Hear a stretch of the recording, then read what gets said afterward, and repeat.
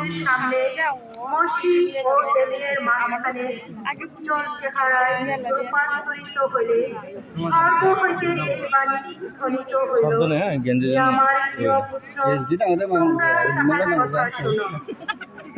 আইসো আমরা পর্যন্ত ধ্যান করি।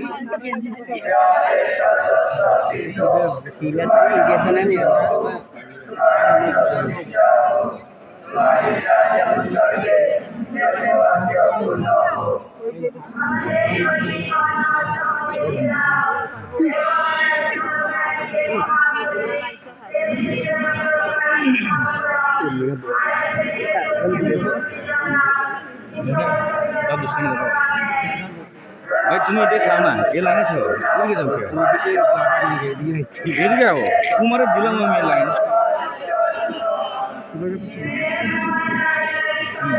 লাইন নষ্ট করতেছে কে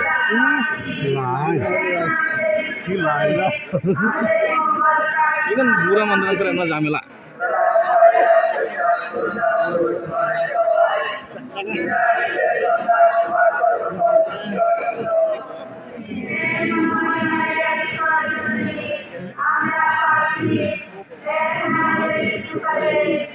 আমাদের